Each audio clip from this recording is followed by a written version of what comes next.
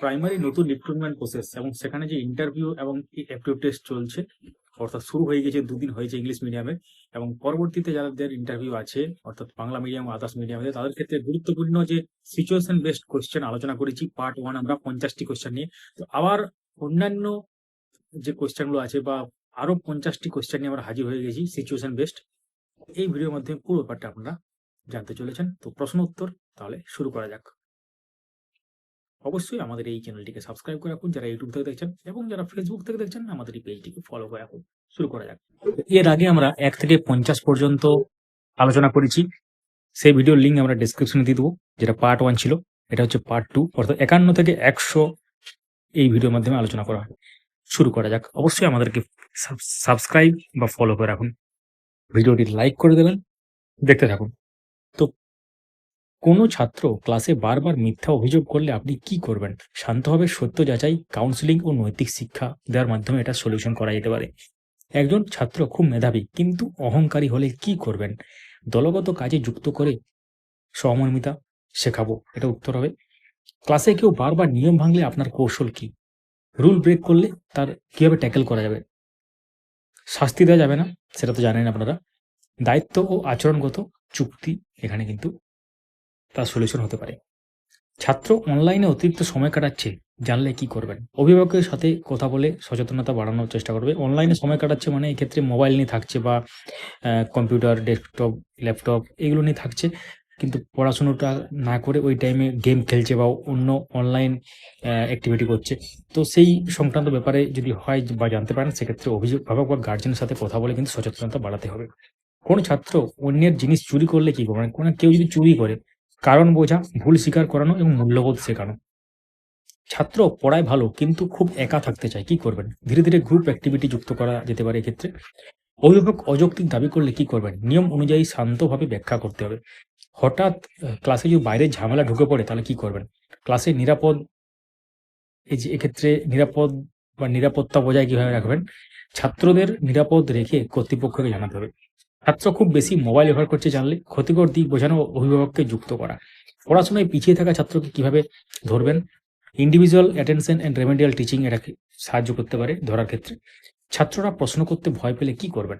Friendly পরিবেশ ও প্রশ্ন করার স্বাধীনতা দেওয়ার চেষ্টা করতে হবে। কোনো ছাত্র শারীরিকভাবে দুর্বল হলে মিড ডে মিল, বিশ্রাম অভিভাবককে জানাতে হবে।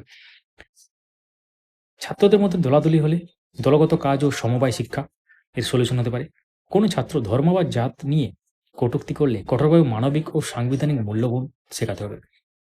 পড়া খুব সহজ বলে ছাত্ররা আগ্রহ হারালে হায়ার অর্ডার প্রশ্ন ও অ্যাক্টিভিটি বেসড লার্নিং কিন্তু সাহায্য নেওয়া যেতে পারে। ছাত্র হঠাৎ আক্রমণাত্মক আচরণ করলে শান্ত করা, কারণ জানা ও কাউন্সেলিং। শিক্ষক হিসাবে ভুল করলে কি করবেন? ভুল স্বীকার করে সংশোধন করে। এমনটা নয় যে আপনি ভুল করেছেন মানে বিরাট একটা ব্যাপার হয়ে গেছে, এমনটা নয়। ভুল স্বীকার করবেন, ভুল হতেই পারে মানুষ মাত্র। তো এক্ষেত্রে ভুল স্বীকার করে সংশোধন করার চেষ্টা করতে হবে। ছাত্রদের মধ্যে প্রতিযোগিতা বাড়লে কি করবেন? হেলদি কম্পিটিশন ও সহযোগিতা শেখানো যেতে পারে। স্কুলে প্রাকৃতিক দুর্যোগ হলে ডিজাস্টার প্রোটোকল অনুসরণ করতে হবে।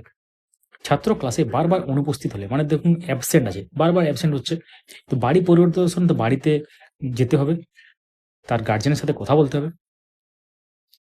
হাতের লেখা খুব খারাপ যদি কোনো স্টুডেন্ট হয়, নিয়মিত অনুশীলন ও উৎসাহ প্রদান তাকে করতে হবে। ছাত্র বারবার প্রশ্নের উত্তর ভুল যদি দেয় তাহলে ধৈর্য ধরে পুনরায় বোঝাতে হবে।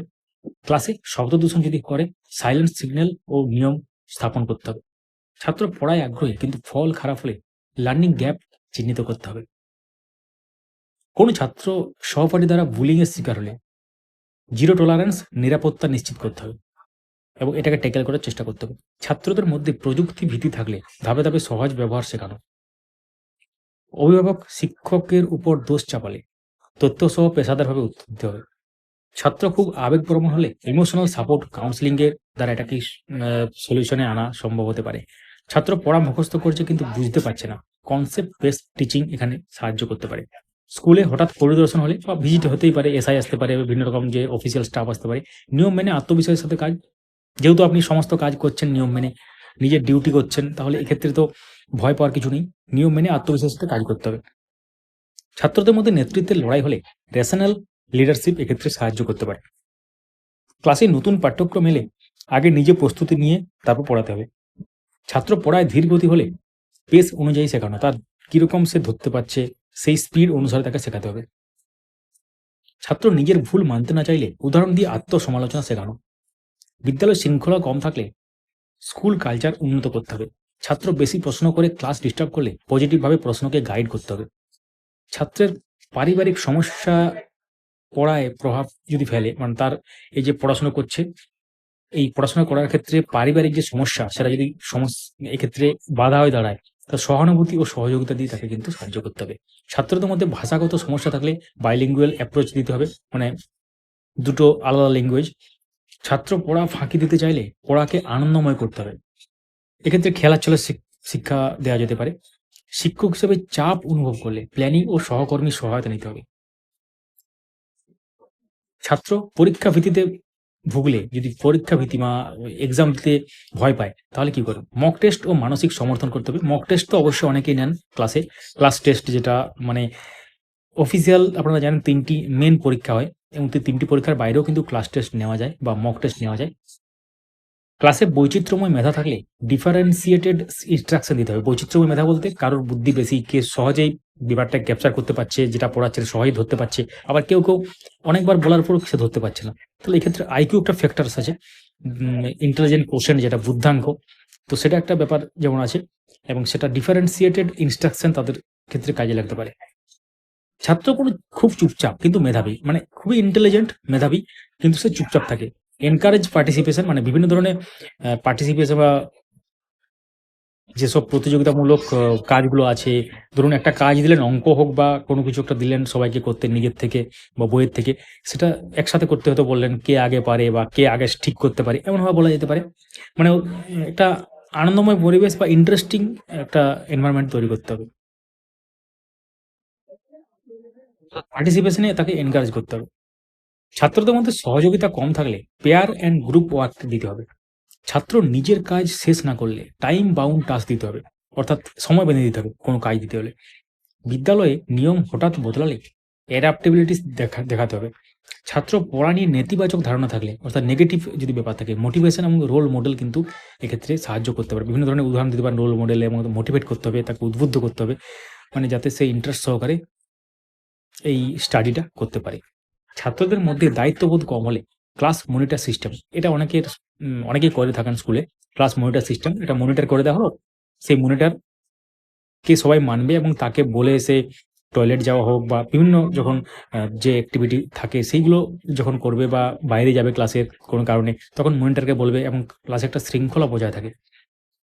ছাত্র ভুল করে কেঁদে ফেলে ইমোশনাল রিজিউরেন্স দিতে হবে। একজন আদর্শ প্রাথমিক শিক্ষক হিসেবে মূল লক্ষ্য এক্ষেত্রে শিশু সার্বিক বিকাশ, শিক্ষা, মূল্যবোধ ও মানবিকতা, এটা কিন্তু অবশ্যই গুরুত্বপূর্ণ। কারণ আদর্শ প্রাথমিক শিক্ষক হিসেবে মূল লক্ষ্য কিন্তু এগুলি হওয়া উচিত। আপনারা যদি কিছু অ্যাড করতে চান, কোনো প্রশ্ন বা এর থার্ড পার্ট চান বা তৃতীয় পার্ট, যেখানে আমরা 101 থেকে 150 পর্যন্ত প্রশ্ন উত্তর আলোচনা করব, যদি চান কমেন্টে লিখুন যে থার্ড পার্ট চাই বা উই ওয়ান্ট পার্ট 3 লিখতে পারেন।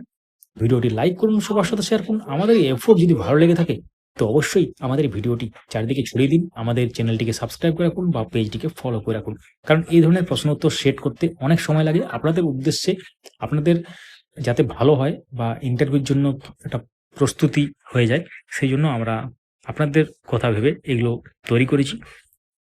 সঙ্গে থাকুন, দেখতে থাকুন। ধন্যবাদ।